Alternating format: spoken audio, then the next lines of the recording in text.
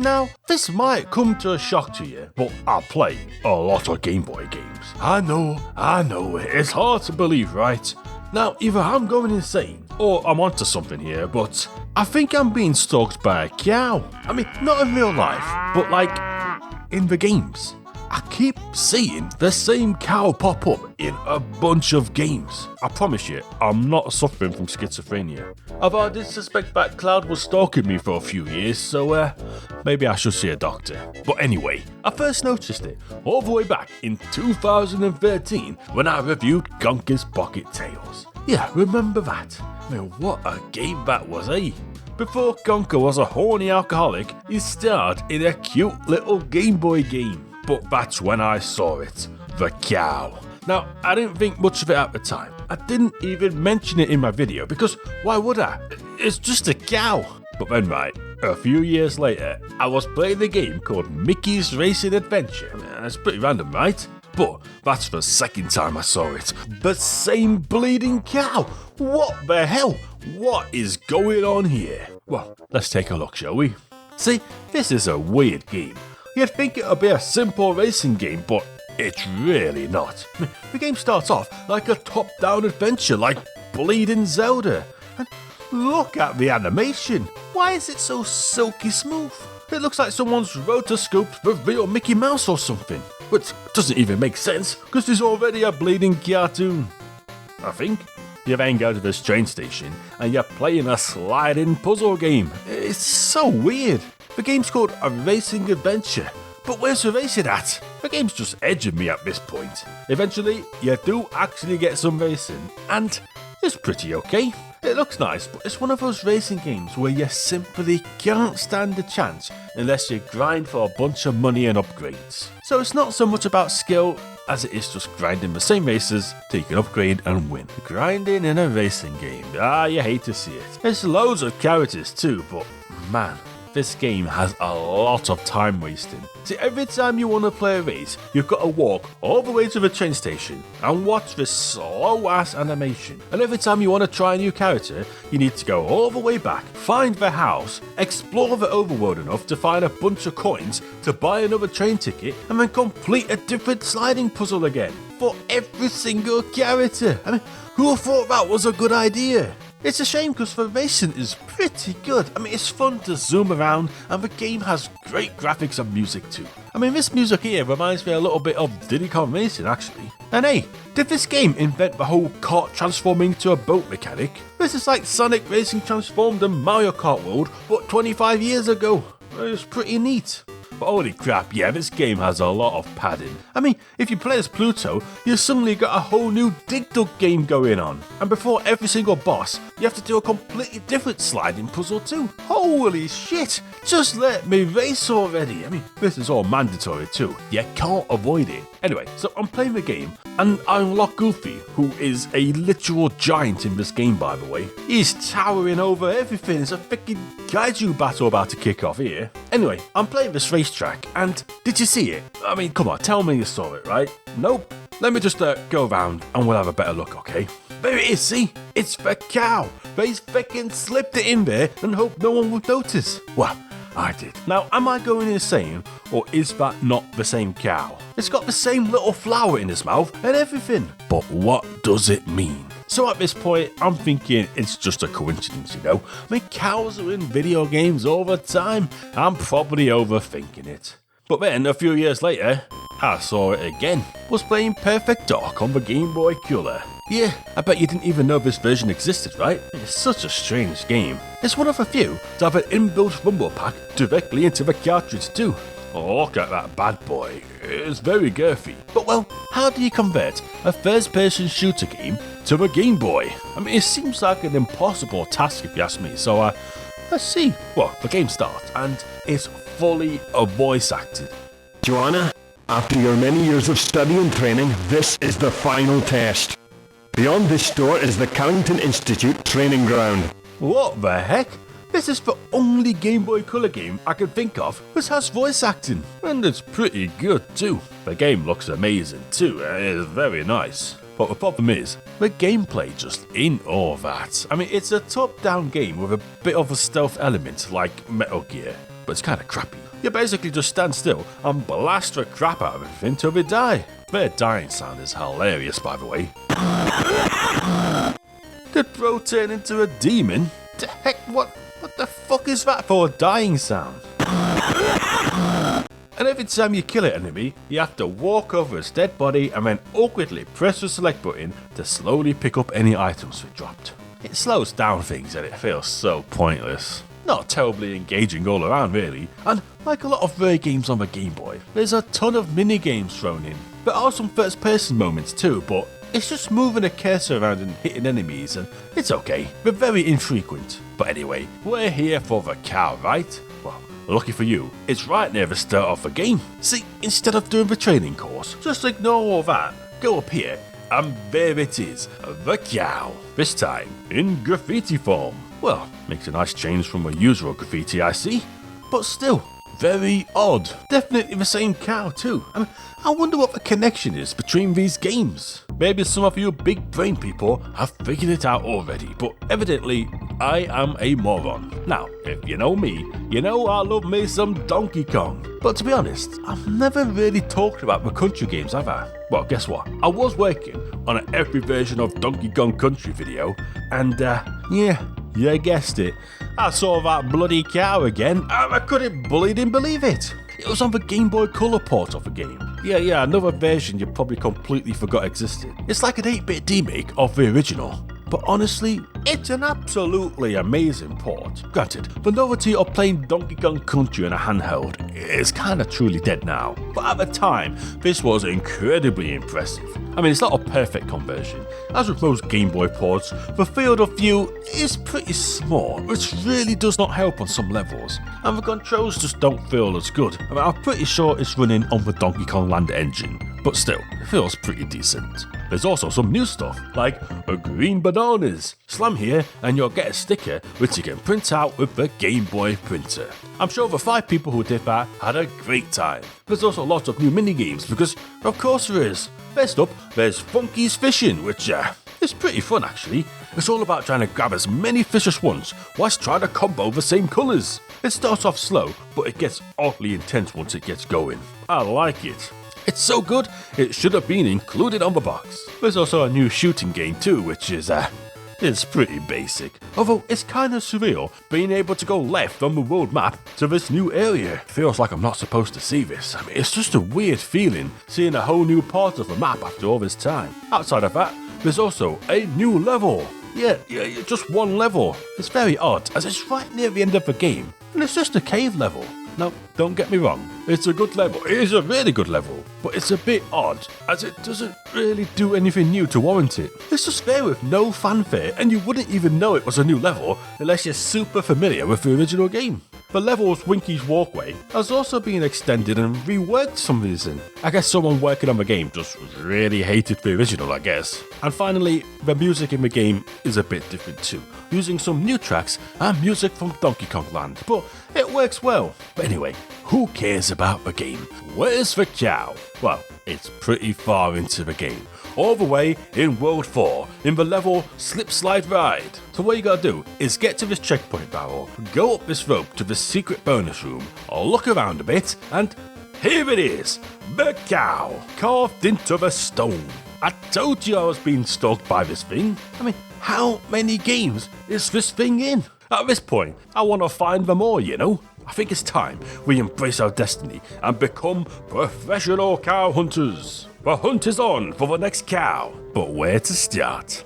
Well, there's another Mickey Mouse racing game on the Game Boy, so seems like a good game to check out, right? This time, it's Mickey's Speedway USA, and holy crap, what an improvement this game is. It's just racing without over-thrilling this time, and it's much better if you ask me. There's no money to grind, there's no puzzle mini-games, there's no dig-dug, and there's even improvements to the gameplay like arrows to warn you about upcoming turns. Heck, there's even Mario Kart items. It's awesome. I mean, I'm kind of blown away. Like, this is the closest to Mario Kart on the Game Boy Color we ever got. I wish I played this as a kid. Anyway, we get to the second GP. We play on the Utah track, and did you see it?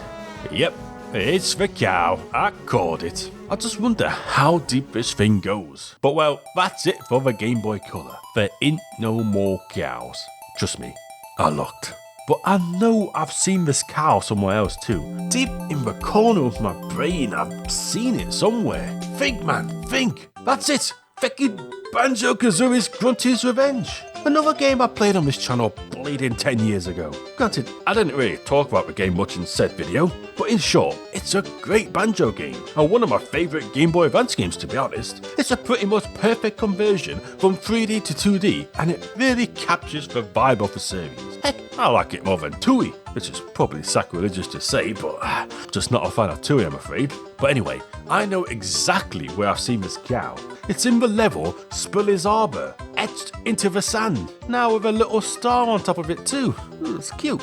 And if you transform into a mouse and go into this sandcastle, there's even some milk in there. Is this the legendary cow's milk? Does drinking this milk give you immortality? Maybe, maybe not. We may never know. But I'm going with yes, it totally does. But that's it. I'm completely out of leads. I mean, I'm all cowed out. But maybe, with my 500 IQ, I can figure out the connection between these games and find the rest of my cows myself. Well, let's just look at all the games so far, shall we? We got Gonka, Mickey Mouse, Perfect Dark, Donkey Kong, Banjo-Kazooie. What do they all have in common? Well, it seems pretty obvious now that I'm looking at it. They all have the letter E in the title, duh! Well, based on that logic, obviously, the next game to check out is Saber Wulf on the Game Boy Advance. Don't question my methods, the cow will be in it. Trust me, okay? Now this is a weird game, developed by the iconic developer Rare, yet I'd argue it's one of their least known games ever. And the weird thing is, it's actually a sequel to an old 1984 game. They made fans wait 20 years for this thing, and it probably wasn't worth it. Now some of you might recognise some of the characters, like the main character shows up in Banjo-Tooie, and the wolf became a fighter in Killer Instinct. So if you've ever wondered where that blue wolf came from, now you know. The game itself then, and well, I mean visually, it looks just like Donkey Kong Country. Not only in the art style, but the level themes too. You got jungles, caves, mines, temples, factories. It flat out just looks like a lost Donkey Kong Country game, but the gameplay is completely different. You basically collect monsters and you can summon them to solve puzzles and progress. It's basically like a 2D Echoes of Wisdom if you've ever played that. Even down to the overly long linear menu, which is a nightmare to navigate. I still don't know who thought that was a good idea. And when you get to the end of the level, you collect the treasure, and then you've got to leg it all the way back to the start. It shifts from a slow-paced puzzle type game to a fast platformer. Reminds me a bit of Warrior on 4 actually, I mean quick. It can get quite tense at times. I mean that wolf really wants you dead. The world map in this thing's great too. I mean it's almost like a game in itself. You got NPCs, side quests, and secrets to find. The world map kind of feels like an extension of what they tried to do in Donkey Kong Country 3, and it really works. It's just such a charming game. I mean, it's got great music, fun dialogue, interesting characters, but there is a problem. The game is just really repetitive. I mean, the puzzles don't really change much. It just keeps throwing more and more enemies at you, but it's basically the same thing. The levels are quite short, but by the end of the game, it's incredibly difficult. I mean, it's borderline frustrating. I mean, you have these lab levels here where you have a time limit to hit all the buttons, and it's just a nightmare by the end of the game. You're trying to navigate this super long menu, trying to find the correct monster, you can't find it in time, and blammo, you're dead. So yeah, it's a good game, but it's something you should only play a few levels at a time. It's a toilet game, as I call it. But where the heck is the cow? Well, they really made me work for this one, but I found it. See, within the overworld is a secret, massive, game-spanning side quest where you're near to set up a wedding, and it's pretty easy to miss. It's mostly just a giant fetch quest, but at one point you need to have a tea drinking competition, which is probably the most British thing I've ever seen. And now that I think about it, this game is painfully British. Like your guy going around stealing a bunch of treasure and shouting for the Empire when you beat a level. For the Empire, what? Doesn't get any more British than that, does it? Anyway, eventually we get a special key to open this door, and here it is, the cow. I thought it was a rug, but it's actually a costume. And you give it to the sea captain, and then at the end of the game, if you unlock the secret ending, he will be in the cow costume. He's even mooing. I mean look, I ain't got nothing against furries, but don't be showing up to a wedding in a bleeding cow fursuit. I mean, come on now. But to be honest, that was a pretty good game, but that ending was a bit pants. Wait.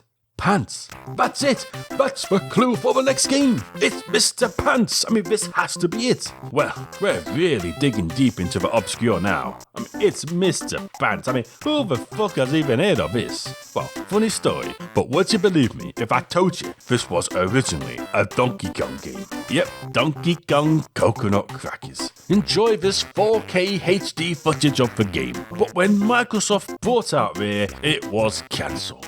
And eventually, it became Mr. Pants. Bit like how Diddy Kong Pilot got changed into Banjo Pilot. But who the fuck is Mr. Pants? Well, now we're really digging deep, because Mr. Pants was the mascot of the old Rare website. See, people would write in asking questions and stuff, and he would respond. And what a lovely chap. He also showed up in a few games as a cameo, going all the way back to 1999. I mean, Mr. Pants has some history, man. Anyway, he replaced Donkey Kong, and he got his own game. And man, this presentation is insane. And the music too. I mean, he got Mr. Pants singing along and everything. It's bonkers. But I like it. The game itself, and it's a puzzle game. And I would say it's like Tetris, but it's not really. I mean, it's basically unique as far as I can tell. Although it does remind me a little bit of Denki blocks, if anyone's ever played that. You basically need to place blocks in order to create a solid square or rectangle. But it's pretty hard to plan ahead because you don't know what shapes are coming. So it just seems impossible to win on your first try. I mean, it's basically trial and error, to be honest. Sometimes you'll do a puzzle first try, but it feels more like luck. I mean, I don't know, you just don't feel smart.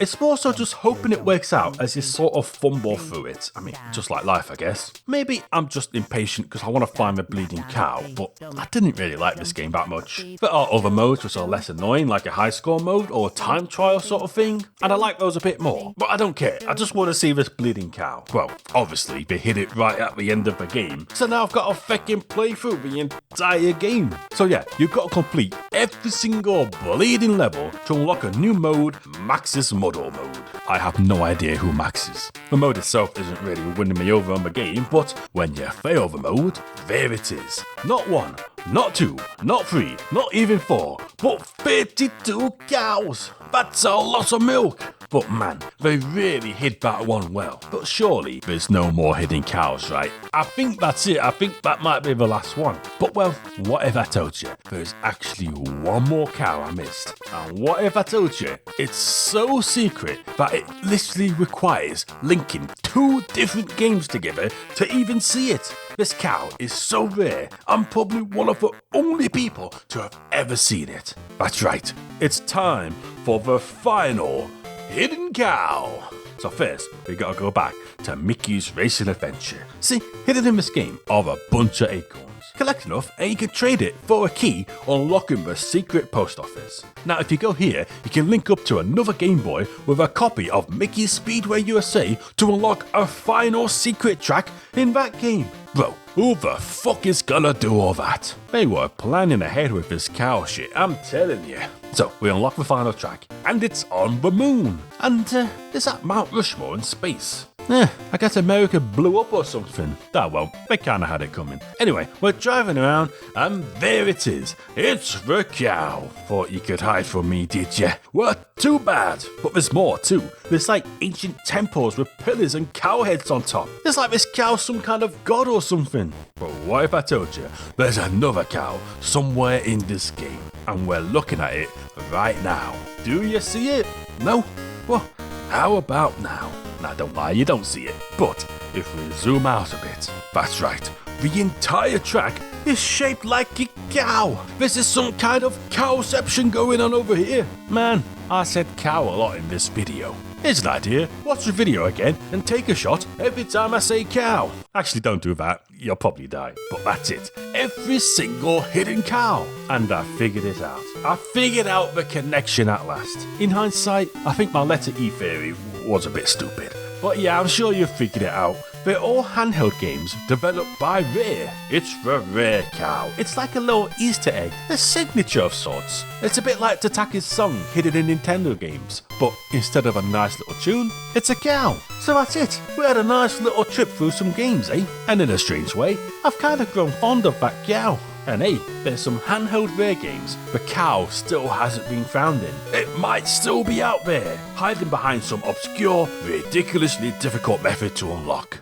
Who knows, maybe you will be the one to find it next. This is your moment, random viewer. This is your destiny. Be the one to find the missing cows and go down in gaming history.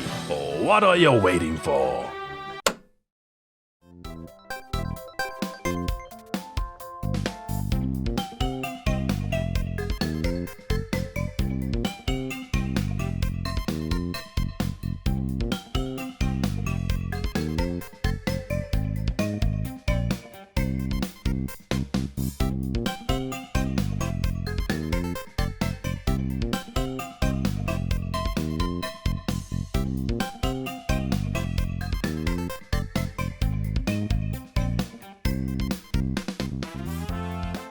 And the Goomba of the month is Rando the Game Guy. Well, he's a guy and he likes games. I can see why he likes this channel. It's like it was made just for him.